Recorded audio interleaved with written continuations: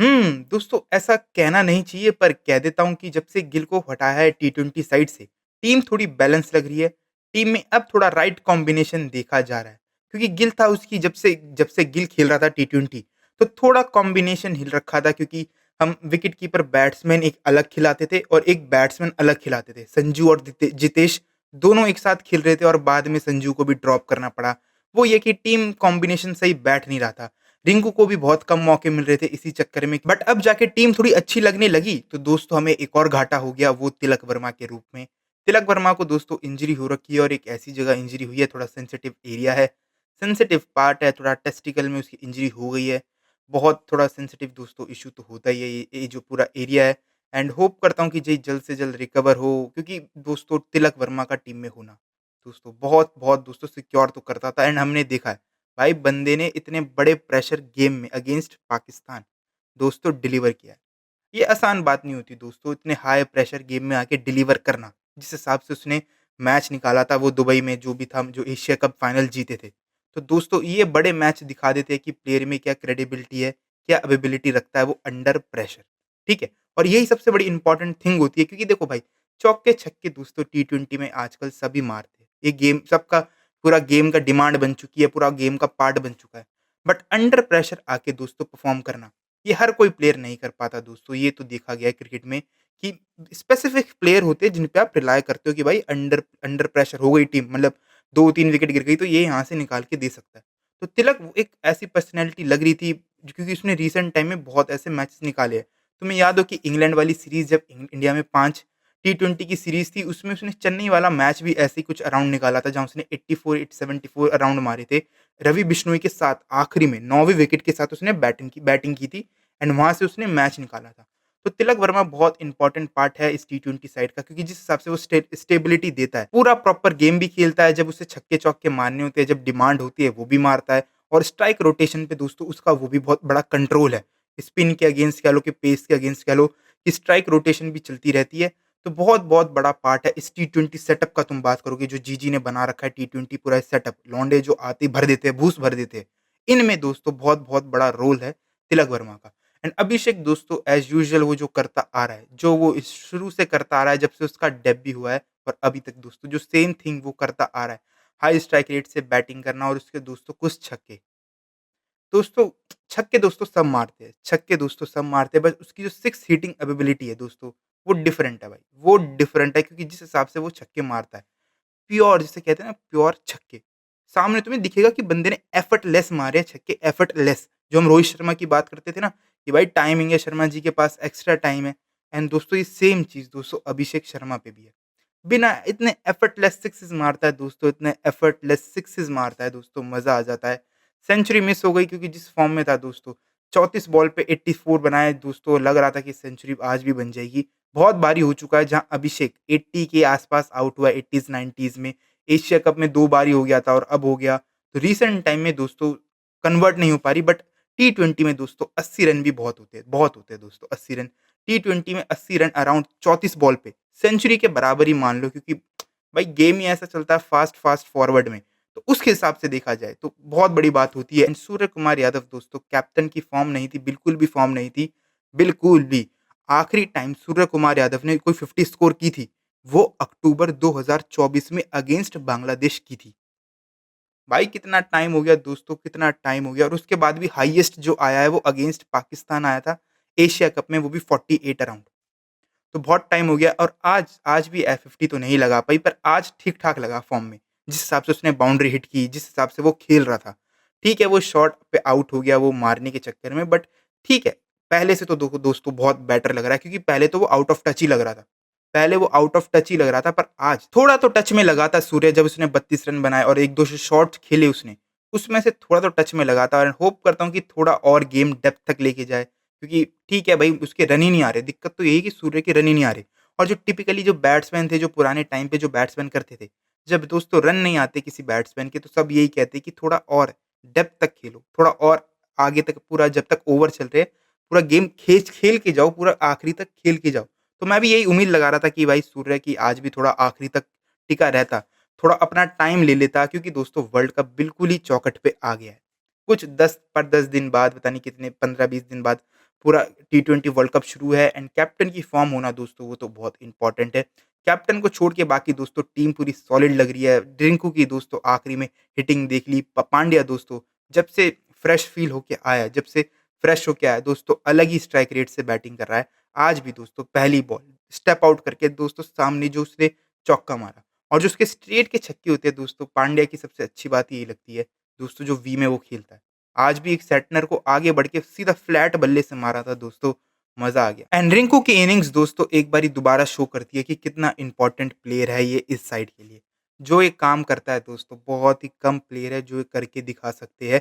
Death overs में इतने छक्के मारना, अपना बिल्कुल कामनेस के साथ, कूलनेस के साथ दोस्तों बहुत कम प्लेयर है। क्योंकि टीम से ड्रॉप ही कर रखा था इसे, क्योंकि वही है ना कि कॉम्बिनेशन बिठा रखे थे। जब तक गिल था तो उसकी वजह से रिंकू को भी मौके नहीं मिल रहे थे। वही है कि एक्स्ट्रा बैटर ये लेके चल रहे थे टॉप ऑर्डर में। तो दोस्तों मौके नहीं मिल पा रहे थे रिंकू को, और रिंकू के ऊपर दोस्तों पुलिस केस भी हो रखा है, मैंने कहीं पढ़ा है। एंड दोस्तों इस देश में जो नेता, राजनेता जो भी होते हैं दोस्तों, अथॉरिटीज़ होती है, इनको छोड़ के किसी के साथ कुछ भी हो सकता है। इतनी मौतें हो जाती है दोस्तों, इतनी सारी चीज़ें दुर्घटना घट जाती है। कोई कोई रिज़ाइन नहीं करता, ना कोई जेल के पीछे जाता। अब आई थिंक रिंकू ने कुछ रिलीजनल कुछ आई थिंक कुछ वीडियो एनिमेटेड वीडियो अपने आई थिंक इंस्टाग्राम पे अपलोड कर दी थी। तो उसके बाद इसके ऊपर थोड़ा केस हो गया, आई थिंक एफआईआर हो गई। खेल तो रहा है वो क्रिकेट अभी, यहाँ तो खेल ही रहा है, पता नहीं क्या ही होगा आगे। एंड बीसीसीआई ने भी एंड रिंकू की तरफ से भी कोई ऑफिशियल स्टेटमेंट नहीं आई है, पर जितना अभी तक देखने में आया, कहीं पढ़ा था मैंने, वहाँ तो दोस्तों यही था कि एफआईआर हो चुकी है। And Christian Clarke and I think इस शोडी में से आई थिंक किसी का एक ओवर रह रहा था, तो उसकी बदले इन्होंने डैरल मिचेल को ओवर दिया था एंड उसने जो कुट खाई दोस्तों, बहुत तगड़ी कुट खाई। एंड वो ही थोड़ा गेम का डिफरेंस क्रिएट हो गया, वरना तो 190 तो इन्होंने भी बना लिए थे न्यूजीलैंड ने। अर्ली ऑन ये है कि विकेट गिरने के बाद भी न्यूजीलैंड की जो पावर प्ले में 2 विकेटें गिरी back to back, Devon Conway and Sachin Ravindra, उसके बाद थोड़ा मुश्किल लग रहा था, पर जिस हिसाब से उन्होंने कमबैक किया, वो थोड़ा अनएक्सपेक्टेड था। भाई ग्लेन फिलिप्स मैन, ये बंदा हो गया है दोस्तों सीरियस क्रिकेट में। कब कब से क्रिकेट खेल रहा है, पर ना इसके ना प्रेजेंस फील नहीं होती थी। इनिंग्स याद नहीं आती थी, मतलब तुम जब भी ग्लेन फिलिप्स की बात करोगे तो वो हमें एज़ अ फ़ील्डर जिसे कहते हैं जो फिट खड़ा रहता है, एक ऐसे ऐसे दृश्य में हम देखते थे कभी कभी भी ग्लेन फिलिप्स को। एज़ अ बैटर कभी-कभी कहीं सीरियस ही नहीं लिया ग्लेन फिलिप्स को। तो दोस्तों जिस हिसाब से उसका गेम अब लेवल अप हुआ है, बैटिंग में जो वो कंट्रीब्यूशन कर रहा है, तुम ओडीआई वाली सीरीज़ उठा लो, और आज भी दोस्तों इम्पोर्टेंट इनिंग्स खेल के गया इकलौता 50 स्कोर की न्यूजीलैंड की तरफ से। एंड वंस अगेन बहुत ही बढ़िया इनिंग्स थी अर्ली ऑन विकेट गिरने के बाद, पावर प्ले में जिस हिसाब से अपना टाइम लिया, जो टाइमिंग वाले शॉट खेले इसने, जो लेग पे जो उसने जो फ्लिक किया था एक आगे सामने जो अर्शदीप को एक छक्का मारा था स्ट्रेट का, तो बहुत ही दोस्तों मज़ा आ रहा है ग्लेन फिलिप्स का ये लेवल देख के, जिस हिसाब से उसका एक नया दोस्तों एक नया रूप हमें देखने को मिल रहा है। वरना हमें पता था कि भाई ग्लेन फिलिप्स क्या बढ़िया फील्डर है, वो तो no doubt about it. But as a batter इतना कभी ना उसे खुल के एक्सप्रेस होते हुए देखा ही नहीं। ग्लेन फिलिप्स की तो अब अच्छा लग रहा है दोस्तों, वो खेल रहा है। एंड बाकी दोस्तों बाकी तरफ से इतना कोई साथ मिला नहीं। चैपमैन से मेरे को उम्मीद थी कि भाई चैपमैन पाकिस्तान को तो हर बारी कूट देता है और बहुत तगड़ी स्ट्राइक रेट के साथ रन बनाता है। तो मेरे को चैपल से उम्मीद थी कि वो थोड़ा कुछ करे। बाकी तो दोस्तों डैरल मिचेल ने आखिरी में आके हाथ-पैर भी चला दिए। मिचेल ने भी रन बनाया, पर दोस्तों बहुत-बहुत ज़्यादा रन थे। 238 हाईएस्ट था ये न्यूज़ीलैंड के अगेंस्ट, जो जितने भी हमने न्यूज़ीलैंड के साथ टी20 मैचेस खेले हैं, ये हाईएस्ट स्कोर था हमने अगेंस्ट न्यूज़ीलैंड लगाया। और बहुत दोस्तों कैचेज़ ड्रॉप जो हुई, एक बारी आप दोस्तों बहुत बड़ा कंसर्न है, क्योंकि तुम रिसेंट टाइम में देखोगे तो बहुत फील्डर कैचेज़ ड्रॉप कर रहे हैं। तो भाई ये दिलीप साहब भाई क्या कर रहे हैं? तो ये सीरियस नीड है। हम हमेशा गंभीर पे कॉलर पकड़ लेते हैं, हम हमेशा किसी भी अदर मौनी मौकल को पकड़ लेते हैं कि भाई ये क्या कर रहा है टीम में साउथ अफ्रीकन होके, ये जो भी है इसकी क्या नीड है, वीड है। बट आई थिंक कैचिंग भी दोस्तों बहुत इंपॉर्टेंट पार्ट है, और जिस हिसाब से हमारी रिसेंट टाइम में कैचिंग में फॉर्म रही है, तो वो अच्छी नहीं है। हर तरफ जो आज जो एक फ़िल्डर दिखा, वो दिखा रिंकू। भाई वो मिड ऑन भी भग रहा है, वो मिड ऑफ भी भग रहा है, वो कवर में भी है, वो पता नहीं थर्ड मैन में भी भग रहा है। हर तरफ दोस्तों रिंकू, रिंकू, रिंकू, रिंकू। उसने जो इतनी आज फ़ील्डिंग की हाई लेवल दोस्तों, उसने फ़ील्डिंग सेट की टीम इंडिया में आज। कैचेज़ तुम बात कर रहे हो, जो उसने रनिंग कैच की बाउंड्री पे वो ले लो, ठीक है? जो उसने 1-2 जो सेव रोके देखने वाले थे दोस्तों। जो वो स्प्रिंट मारता है दोस्तों बॉल के पीछे, देखने वाली चीज़ होती है। पूरी एड़ी से लेके चोटी तक का ज़ोर लगा देता है बॉल के पीछे। तो रिंकू ही था दोस्तों आज पूरी ग्राउंड पे। रिंकू कभी यहाँ मिड ऑन पे भी रिंकू भग रहा है, मिड ऑफ, मिड ऑन, मतलब पूरे दोस्तों ग्राउंड पे रिंकू, रिंकू, रिंकू था आज। तो बाकी दोस्तों थोड़ा तो लेज़ीनेस दिख जाता है दूसरे प्लेयरों में भी, बट कैचेज़ दोस्तों बहुत ड्रॉप हो रही है। चलो एक बारी आप बॉल का पीछे नहीं कर पा रहे हो, चौका जा रहा है, वो अलग मैटर होता है, क्योंकि लोग इंजरी के चक्कर में भी बहुत सा छोड़ देते हैं कि क्या होता है कि इंजरी हो जाए, हैमस्ट्रिंग खिंच जाए भगते तेज, तो वो जब भी समझ आता है। बट कैचेज़ ड्रॉप दोस्तों ये थोड़ी बहुत ज़्यादा सीरियस इश्यू है। और जो एक चीज़ देख के बहुत अच्छी लग रही है इस टीम में वो है दोस्तों शिवम दुबे की बॉलिंग, यूटिलाइज़ कर रहे हैं दोस्तों हम। अब यूटिलाइज़ कर रहे हैं शिवम दुबे की बॉलिंग क्योंकि बीच में उसे बस एज़ अ बैटर ही खिलाया जाता था, बॉलिंग कराते ही नहीं थे। बट अब रिसेंट टाइम में उसने एशिया कप के फाइनल में पावर प्ले में पहला ओवर फेंका था अगेंस्ट पाकिस्तान।